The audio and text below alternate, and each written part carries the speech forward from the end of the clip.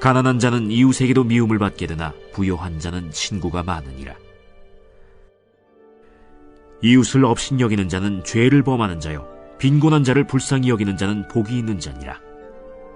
악을 도모하는 자는 잘못 가는 것이 아니냐? 선을 도모하는 자에게는 인자와 진리가 있으리라.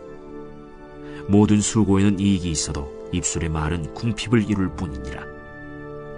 지혜로운 자의 재물은 그의 면류관이요 미련한 자의 소유는 다만 미련한 것이니라. 진실한 증인은 사람의 생명을 구원하여도 거짓말을 뱉는 사람은 속이느니라.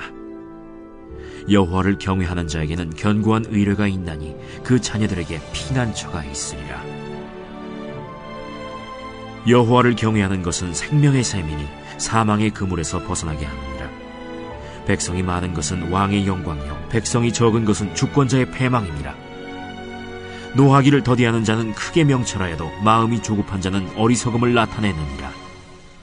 평온한 마음은 육신의 생명이나 시기는 뼈를 썩게 하느니라. 가난한 사람을 학대하는 자는 그를 지으신 이를 멸시하는 자요 궁핍한 사람을 불쌍히 여기는 자는 주를 공경하는 자니라.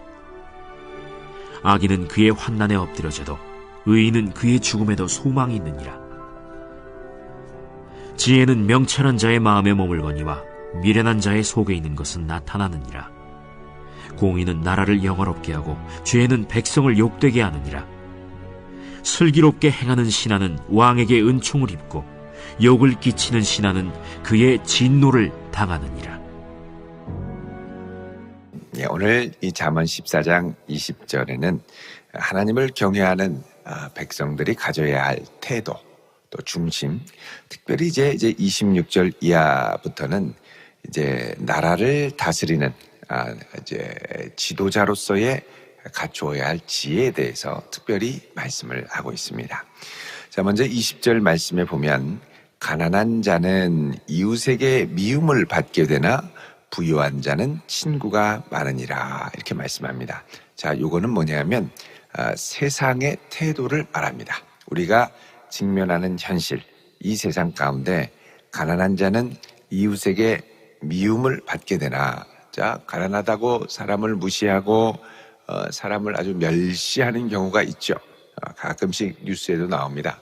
아주 비싼 외제차를 자동차 아파트 이 주차장에 두 칸 가운데 떡 대고 너도 힘 있으면 이 차를 타고 다니지, 이 힘도 없으면서 뭘 차를 치우라고 그러냐, 뭐 이러면서 또 고자세를 부려서 한번 이제 언론에 나온 적이 있었죠. 그러니까 나는 이런 차 타고 다닌다, 나는 돈이 많다, 나는 이런 데 산다. 자, 이런 것들이 이 세상 사람들을 미워하게 하고 또 이제 거드름을 피우고 교만하게 하고 이런 것들이 된다는 겁니다. 또 반면 부유한 자에게는 친구가 많으니라. 자, 부자에게는 사람들이 뭔가 이익을 볼 게 없을까 하고 자꾸 이제 달라붙는 거죠. 자, 이게 이제 일반적인 이 세상의 태도라는 것입니다. 그러나 사실상 21절에 이웃을 업신 여기는 자는 죄를 범하는 것이고, 그리고 빈곤한 자를 불쌍히 여기는 자는 복이 있는 자다라고 말씀하죠. 그러니까 하나님을 경외하는 자에게는 이런 연약한 자를 긍휼히 여기고 그들에게 하나님의 손길이 되어주는 것이 중요하다 얘기를 합니다. 그래서 이것과 연관해서 31절에도 이렇게 말씀합니다. 가난한 사람을 학대하는 자는 누구를 멸시한다고요? 그를 지으신 이 하나님을 멸시하는 태도라는 겁니다.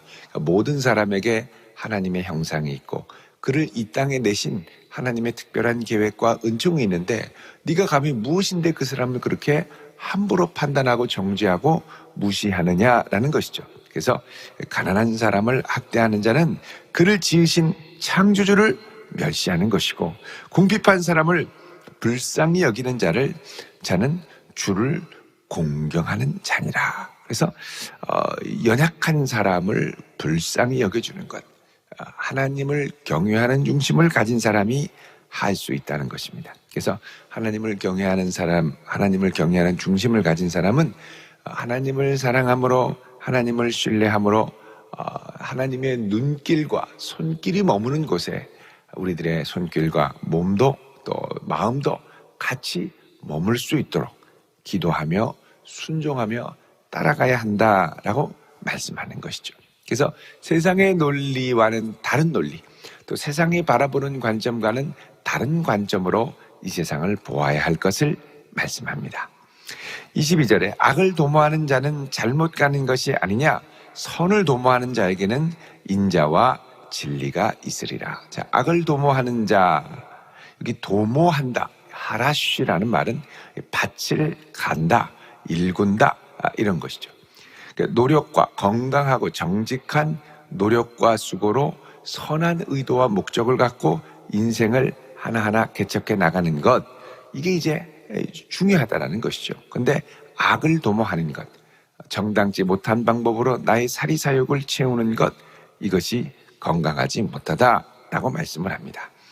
자, 이렇게 이제 도모한다, 밭을 간다라는 관점, 이걸 이제 다른 말로 하면 수고한다라고 할 수 있죠. 그래서 23절에 보면 모든 수고에는, 모든 애씀, 밭을 가는 것은 이익이 있어도, 자, 모든 노력과 또 정직한 시도에는 이익이 있어도 입술의 말은 궁핍을 이룰 뿐이라. 자, 입술의 말은 궁핍을 이룬다. 이거는 말만 하는 사람을 가리킵니다.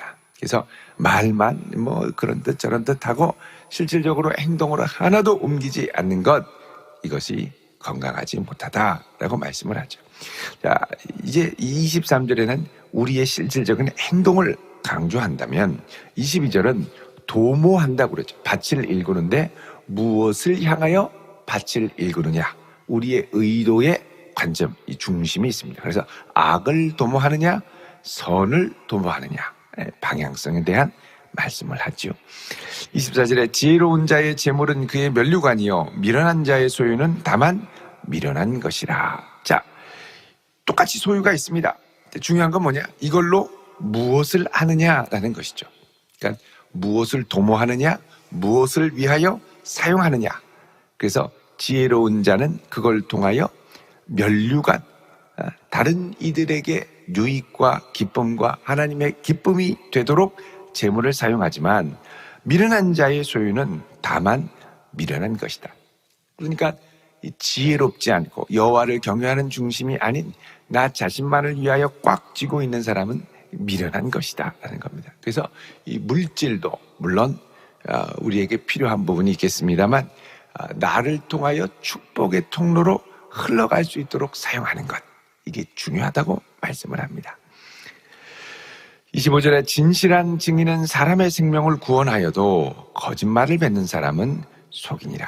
자, 물질도 정확하게 정직하게 하나님을 향하여 쓰임받아야 하지만 또 우리의 입술도 진실을 위하여 쓰임받아야 된다라고 말씀을 하고요. 그 다음에 이제 26절부터 지도자에 대한 리더십, 이런 부분들을 말씀을 합니다. 자, 여호와를 경외하는 자에게는 견고한 의뢰가 있나니, 그렇죠. 여기 견고한 의뢰, strong confidence. 그래서 아주 강력한 확신. 하나님을 경외하는 자에게는 아주 강력한 확신이 있어서 그 자녀들에게 피난처가 있으리라. 하나님이 피할 길을 내어주시는 거죠. 이렇게 하나님을 경외하고 견고하게 신뢰하는 자에게는 생명의 샘이 있다 그럽니다. 그래서 사망의 그물에서 벗어나게 한다. 많은 어려움과 고통 가운데서도 하나님이 피할 길을 내시고 은혜를 주신다라는 것이죠. 그 다음에 이제 28절에 백성이 많은 것은 왕의 영광이고 백성이 적은 것은 주권자의 패망이라 그럽니다. 그래서 이제 지도자의 리더십 가운데 이제 견고하게 하나님을 신뢰하는 것과 함께 백성이 많은 것, 이게 이제 왕의 영광이라 그러죠. 그래서 왕은 백성이 많아야 됩니다. 폐하 그러는데 5명만 폐하 그러면 그 사람은 약간 좀 이상한 사람이죠. 많은 이들이 따라야 된다라는 겁니다. 여러분, 특히 우리가 이제 예수 그리스도를 왕으로 섬긴다고 할 때 예수를 주요 왕으로 고백하는 사람들이 많아져야 되지 않겠습니까? 특별히 이제 이 저출산으로 인해서 많은 젊은이들이 줄어들고 또 다음 세대가 위기에 처하는데, 이제 올해 이 출산율이 이제 작년에 이제 그 신생아 출생률이 이제 30만 명 이하로 떨어졌는데 올해는 이렇게 가다가는 27만 명대가 될 거라고 그러죠. 30만에서 27만이면 작년에 비해서 또 10%가 인구 출생이 줄어든 겁니다. 그러니까 엄청나게 줄어드는 거죠. 전에는 작은 교회에 교회 학교가 없다고 하는데 이제 앞으로는 중형교회도 교회 학교가 사라지는 시대가 올 것으로 전망을 하고 있습니다. 그러니까 앞으로는 대형 교회 외에는 교회 학교가 거의 제대로 갖추어지지 않는 위기 가운데 조만간 이렇게 가다가는 한 5년에서 10년 안에, 5년 안에 이런 출산율이라면 당장 뭐 초등학생부터 유치부부터 타격이 있으니까 어려움이 있을 것으로 이제 예상을 하고 있습니다. 그래서 이제 백성이 많아지는 것, 오늘날 이 하나님을 경외하는 젊은이, 하나님을 경외하는 자녀들이 많아지는 것이 정말 중요하고, 여기 보면 백성이 적은 것은 주권자의 패망이니라 그러죠. 사실 이게 하나님을 경외하는 백성들이 많아지는 게 중요하지고, 또 우리나라로도 지금 이 상태로 가면 뭐 몇십 년이 지나면 우리나라 인구가 확 줄어서 한 70년 정도 지나면 한 500만으로 줄어든다고 하지 않습니까? 500만. 지금 5천만인데 이렇게 기하급수적으로 줄어들면 나라가 큰 위기가 되고, 인구학자들은 이 인구 감소가 되돌릴 수 없는 위기이기 때문에 앞으로 우리나라의 국가 건설은 보통 이제 인구가 7천만 정도는 돼야 이제 G10, G7 안에 들어간다고 그러죠. 그러니까 독일이나 프랑스나 이런 인구, 어떻게 보면 이런 이제 아주 선진국에 해당하는 나라들은 그래도 인구가 한 7천만 이상은 돼야 그 나라의 국가 기관 산업과 여러 가지를 지탱할 수 있는 힘이 되는데, 이제 우리나라는 더 이상 이 상태로는 뭐 통일이 되면 이제 7천만이 돼서 그런 반열에 갈 수가 있겠지만, 인구가 이 상태로 계속 줄어들다 보면 이제 우리나라 같은 경우는 나중에 이 노르웨이나 이런 아주 강소국가로 나라의 국가 설계와 기관 산업을 다시 재편해야 된다, 이렇게 얘기를 합니다. 사실 우리 성도들 가운데 여호와를 경외하는 가정들이 많이 생겨나서, 또 여호와를 경외하는 중심으로 자녀들을 또 많이 낳고, 또 이런 자녀들이 커서 나라의 중추를 감당하게 될 때 사실 이제 이게 국가 100년 되겠죠. 여호와를 경외하는 백성들, 나라들이 든든하게 서가야 될 텐데, 지금 사실 위기입니다. 위기. 뭐 정치권에서 이렇다 저렇다 싸우지만 사실 가장 시급한 게 뭐냐? 사실 인구의 문제입니다. 인구의 문제. 백성이 많은 것은 왕의 영광이고 백성이 적은 것은 주권자의 패망이니라. 그래서 교회는 앞으로 다음 세대를 어떻게 이제 붙들고 어떻게 확보하고, 그나마 확 줄어드는 인구 가운데 어떻게 그들 세대에 복음을 지혜롭고 효과적으로 잘 전할 수 있느냐, 이게 앞으로는 너무너무 중요한 이 시대의 사명이 될 것입니다. 그래서 어떻게 다음 세대에 복음을 효과적으로 전하고, 또 다음 세대의 복음을 증거하는 것은 다음 세대의 이제 모판이 되는 청년 세대, 이들이 결혼해서 자녀를 낳기 때문에 청년 세대를 어떻게 붙드느냐, 그리고 신혼부부들을 어떻게 붙드느냐가 이제 직결이 되는 사역이라고 할 수가 있겠습니다. 29절에 노하기를 더디하는 자는 크게 명철하여도 마음이 조급한 자는 어리석음을 나타낸다. 자, 여러분, 이 분노의 문제가 참 우리의 많은 일상을 그르치게 될 때가 있는데, 분노를 다스릴 줄 아는 것이 지혜라고 말씀을 하죠. 근데 분노는 어떻게 다스려지느냐? 하나님을 신뢰할 때 다스려질 수가 있습니다. 하나님을 신뢰하지 못하고 인정하지 못하면 내 뜻대로 되지 않을 때 실망하고 분노하고 좌절하고 다른 사람을 향하여 비난하고 그렇게 되죠. 그래서 항상 내 뜻대로 되지 않을 때도 이 상황을 주관하시는 하나님을 신뢰함으로 하나님의 뜻이 있겠지.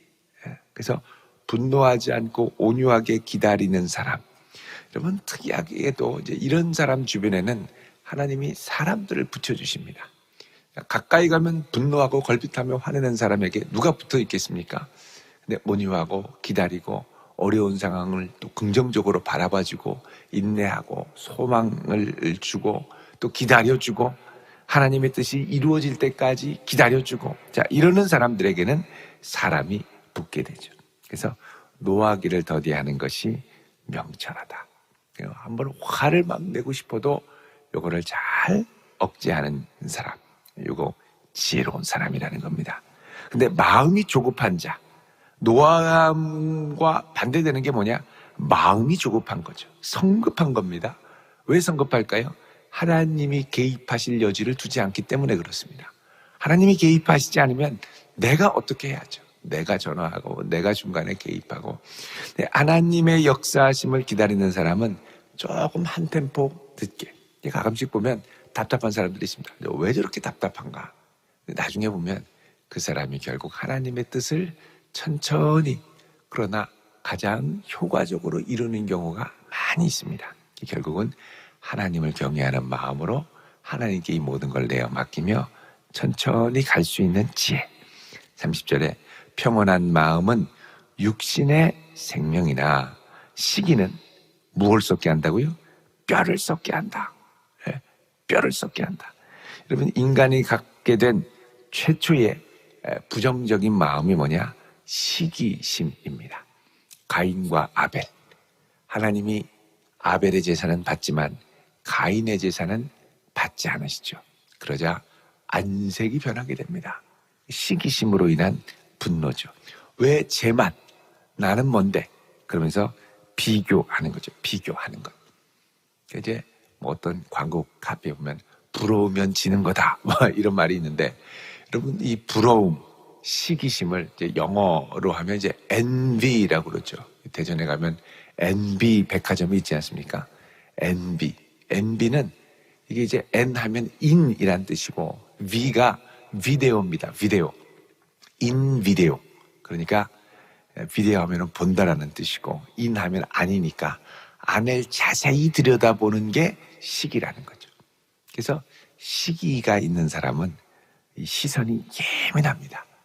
남들이 못 보는 걸 이렇게 보고, 남들이 생각하지 못하는 걸 생각해요. 어떻게 그런가 했더니 너무나 자세히 보는 거죠. 오늘 저 사람이 입은 옷은 얼마짜리다, 어디 마크다, 무슨 색깔을 입었다, 사이즈가 어떻다, 다 기억합니다. 아니 그냥 우리는 생각지도 못하고 그냥 인사만 했는데 어떻게 그렇게 자세히 봤느냐? 계속 비교해 보는 거죠. 쟤랑 나랑 어떤가 이러고서는, 여러분, 이게 사람의 뼈를 썩게 한다는 겁니다. 뼈를 썩게 한다. 왜 너와 나 사이에 계신 하나님을 보지 못하고 너와 나 사이에 비교해서 이기려고만 못하면 아주 열등감을 느끼고 아주 힘들어하죠. 그래서 이 하나님을 경외하는 마음 없이는 이 시기의 문제를 절대 이겨낼 수가 없습니다. 그 시기에 사로잡히면 생각이 많아지죠. 시선도 빨라지고 눈동자가 동공이 막 왔다 갔다 하는 속도가 훨씬 빨라집니다. 그러면서 속은 이제 상하게 되는 거죠. 뼈를 썩게 한다. 근데 또 여유 있는 사람을 보면 더 열받는 게, 그 사람은 평안하거든요. 미소도 있고, 나는 미소도 없고 불안하고 분노가 있고 울그락불그락 하는데 쟤는 뭐가 좋은지 허허 하고 웃는 거예요. 그게 더 기분 나쁜 거예요. 여러분, 이 시기에 사로잡힐 때 하나님을 경외하는 마음을 회복하지 않으면 우리는 그 시기에서 벗어나기가 쉽지 않습니다. 자꾸 시기에 사로잡히면 둘 중에 하나가 안 보여야 끝나는 겁니다.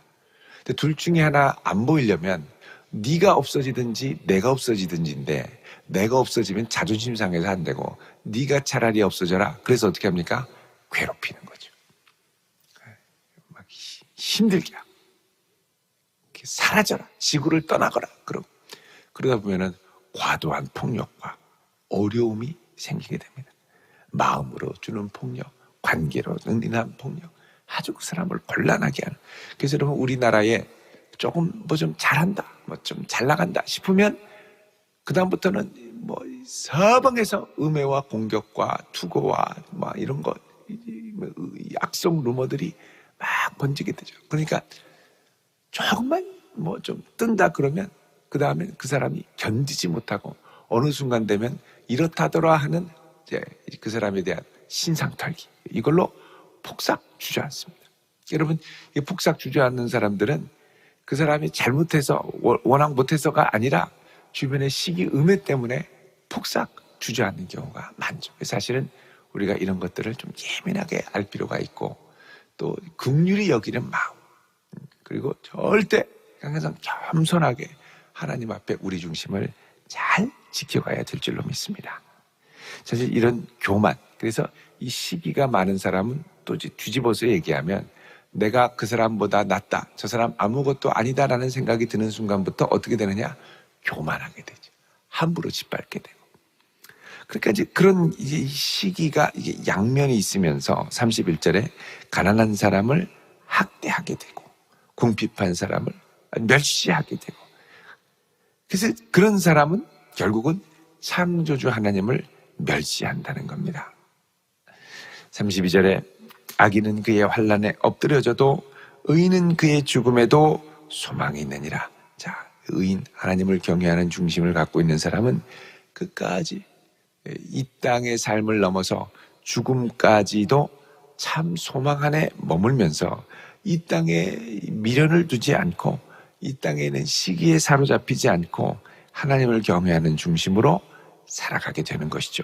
33절에 지혜는 명철한 자의 마음에 머물거니와 미련한 자의 속에 있는 것은 나타나느니라. 자, 지혜로운 사람은 하나님을 경외하는 중심으로 불안하지 않기 때문에 자기 중심을 잘 지키면서 하나님 앞에 걸음걸음 가는데, 미련한 사람, 하나님을 경외하는 중심이 없는 사람은 불안하죠.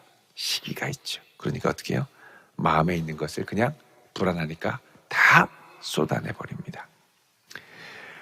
34절에 공의는 나라를 영화롭게 하고 죄는 백성을 욕되게 하느니라. 자, 이 공의라는 것은 바른 중심을 말하는 것이죠.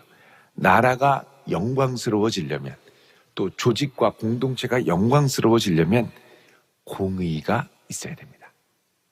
원칙이 지켜지고 상식이 통하고 내 식구를 감싸고 편가르기를 해서 나쁜 쪽은 우리 편이 아닌 쪽은 무조건 나쁜 사람들, 내 편은 무조건 뭐래도 옳다.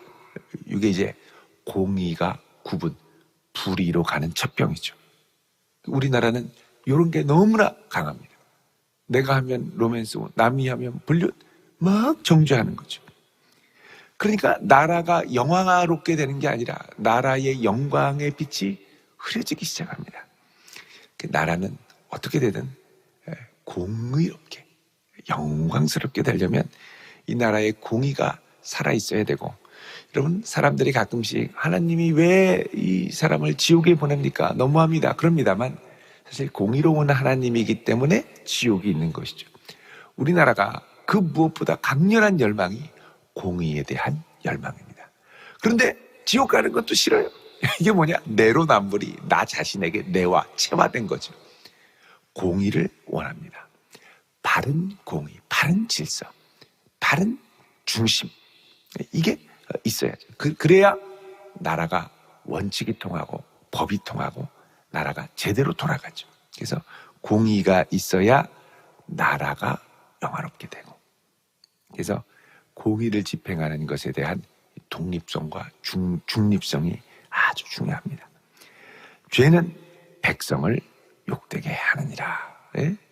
이 죄라는 것이 여기서는 특별히 이제 하타트, 그래서 관역을 벗어나는 것, 바른 중심에서 항상 벗어났고 바른 중심을 굳게 하는 여러 시도들, 결국은 나라의 욕이 됩니다.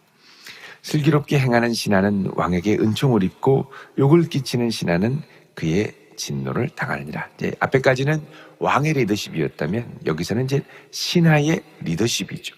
슬기롭게 행하는 신하, 충성되고 지혜롭게 행하는 신하, 욕을 끼치는 신하. 그러니까 신하, 여기서 이제 신하가 신하됨이 무엇인가를 잘 고민해야겠죠. 왕을 신하처럼 부리는 신하도 있고요, 신하다운 신하도 있습니다. 왕을 돕는 신하가 있고 왕에게 모든 걸 다 떠밀어 가지고 왕이 다 하게 하고 자기는 쏙 빠지고, 신하다운 게 아니죠. 신하는 신하다워야 하고 왕은 왕답도록 하는 것이 바른 신하의 리더십이라는 것입니다. 자, 이렇게 해서 오늘 이 말씀을 보면 이 땅을 살아가는 가운데 하나님을 의뢰하는 견고한 중심을 갖고 우리의 감정과 또 우리의 시기의 문제, 또 우리의 입술의 문제, 또 우리보다 연약한 자를 대하는 문제에 대한 여러 가지 것들을 함께 묵상을 했습니다. 결국 이것은 하나님을 경외하는 중심을 갖는 자가 제대로 붙들고 지킬 수 있는 삶의 태도라는 것을 살펴봤습니다. 여러분, 하나님이 우리의 삶 가운데 계시고 이 하나님의 이 개입하심을 날마다 신뢰하면서 의뢰하며 나아가는 복된 성도 되시기를 주의 이름으로 축원드립니다. 기도하겠습니다.